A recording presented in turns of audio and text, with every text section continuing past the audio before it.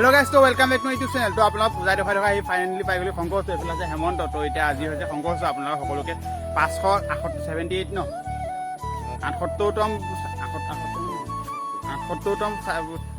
শংকৰদেৱৰ জন্মজয়ন্তী শুভকামনা জনালোঁ। তো আপোনাক সকলোৱে হয়তো ভালকৈ কৰিছে, উদযাপন কৰিছে। তো আমাৰ উদযাপন হৈছে, আমাৰ 3 দিনীয়াকৈ উদযাপন হ'ব শংকৰ উৎসৱ। তো আপোনালোকক ধুনীয়াকৈ দেখুৱাম। আজি ভাওনা নাই, কাইলৈ ভাওনা আছে, পৰহিলৈ ভাওনা আছে। তো আজি বেলেগ জেগাত ভাওনা আছে যদি দেখুৱাম। কিন্তু আপোনালোকে চাই থাকক ভিডিঅ'টো। এতিয়া ভাগৰ ভ্ৰমণ আহিলে, মই লখিমপুৰত আছিলোঁ। আপোনাৰ আজি ৰাতিপুৱা যাওঁ এতিয়া পাই পেলাই ডাইৰেক্ট ভিডিঅ' এডিট কৰি আপলোড কৰি ডাইৰেক্ট এতিয়া আহিছোঁ শংকৰ উৎসৱৰ কাৰণে। তো ভাগৰ ভ্ৰমণত তো আপোনালোকক ধুনীয়াকৈ দেখুৱাই থাকিম। তো ভিডিঅ'টো শেষলৈকে চাই থাকক আৰু যিসকল চেনেলটো আছে ছাবস্ক্ৰাইব কৰি দিয়ক আৰু পুৰা চাই থাকক।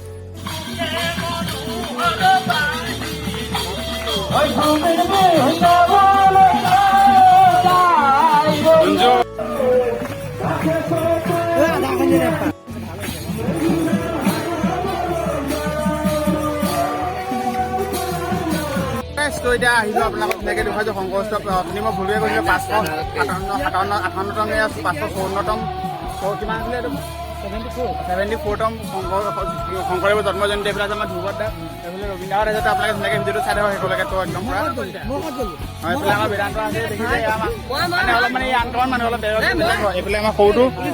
তো চাই থাকক ভিডিঅ'টো ধুনীয়াকৈ।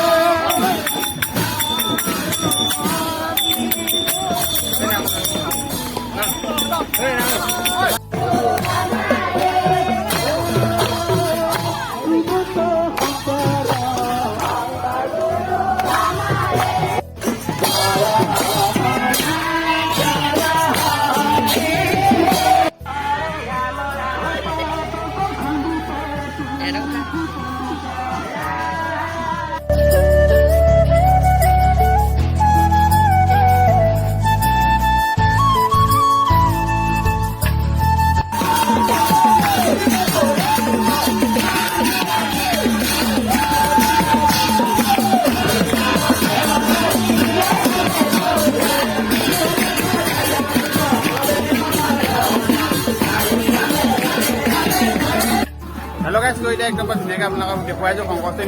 ইমান ষ্টল লৈ থকা নাই, এনেই ব্লগৰ বৰ কৰিব নিবিচাৰে। আপোনালোকক ভাল অলপ ক্লিপ লৈ দেখুৱাইছোঁ। এইফালে ঋষিহঁত আছে, এইফালে পঞ্জিহঁত আছে, কৌতুহঁত আছে। তো আপোনালোকে ধুনীয়াকৈ ভিডিঅ'টো তো এতিয়া আপোনালোকে ধুনীয়াকৈ চাই থাকক ভিডিঅ'টো। হেল্ল' গাইজ, তো এতিয়া আহি আছোঁ শংকৰ উৎসৱ। আপোনালোকে দেখুৱাইছোঁ যিমানটো পাইছোঁ সিমানটো এক্সপ্ল'ৰ কৰি আছে। এইফালে এতিয়া আমাৰ গোটেইখিনি আছে।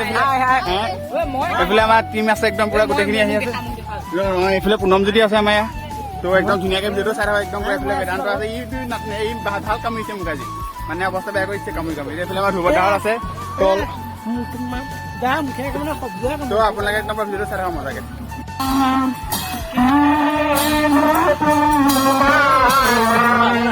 বনাই আছো কাইলৈ দিম।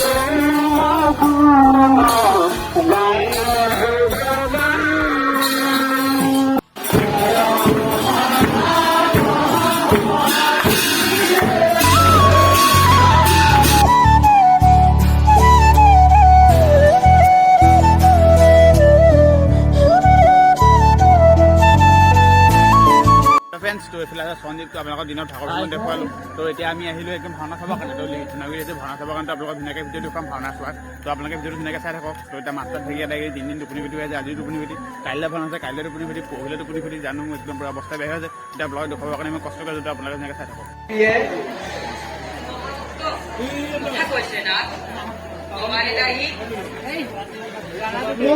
মহাধাৰ্মিক শিবিৰৰ কথা ভাবিছোঁ যিয়ে তেওঁৰ দৰ্শন পাবলৈ দিনে ৰাতিয়ে কৰিছোঁ চিন্তা, কিন্তু তাৰে আগতে তেওঁ ভক্তিৰ পৰীক্ষা কৰিব লাগিব।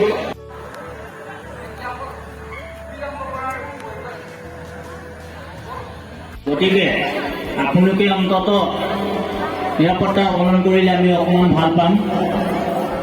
হেল্ল' ফ্ৰেণ্ডছ, তো কালি আপোনালোকক ধুনীয়াকৈ দেখুৱালোঁ শংকৰ উৎসৱৰ ভাগৰ ভ্ৰমণ। ৰাতিয়ে সঞ্জীৱ মই ভাওনা চাব গ'লোঁ, কিন্তু দুৰ্ভাগ্যবশতঃ ভাওনা অকল 15 মিনিট চালোঁ। মানে ভাওনা চাব গৈ পেলাই ভাওনা মানে মানুহ বহিবলৈ বুলিবলৈ জেগা নাইকিয়া হ'ল। তাৰপিছত অলপ মদ চদ খাই বদামি কৰিলে। সেইটোকে আমি মই সঞ্জীৱক গুচি আহিলোঁ। ভয় লাগিলে আকৌ কাজিয়া চাজিয়া হ'লে, এনেই কাজিয়া চাজিয়া সোমাব মন নাইকিয়া। তো এইফালে আহি গ'ল আমাৰ পংকজ। তো পংকজ বহুত দিনৰ মূৰত আজি আহিছে ব্লগত। কিবা এটা কোৱা না ভাল, কিবা যদি কোৱা। ইমান চুলি তুলি কাটি আমাৰ উয়াম্পা সত্ৰাধিকাৰ পংকজ দেৱ গোস্বামী আহিছে। কিবা এটা এইটো এতিয়া ইয়াক স্পেচিয়েলি মানে মাতি অনা হৈছে হেৰি কৰিবৰ কাৰণে খোল বজাবৰ কাৰণে ৰাতি ভাওনাৰ বাহিৰ বজাবৰ কাৰণে তো আপোনালোকৰ ৰাতি ভাওনাটো দেখুৱাম আমি এইটো ব্লগত নেদেখুৱাম আৰু নতুবা এইটো ব্লগ কথা ৱেব চিৰিজ বনিবগৈ তো সেইটো কথাৰ কাৰণে নেক্সট ব্লগত দেখাম তো এইটো ব্লগত এতিয়া আমি নামঘৰলৈ আহি আছোঁ আজি নেক্সট ডেটো এতিয়া প্ৰতিযোগিতা আছে তো প্ৰতিযোগিতাখিনি ধুনীয়াকৈ দেখুৱাম তো ধুনীয়াকৈ ভিডিঅ'টো চাই থাকক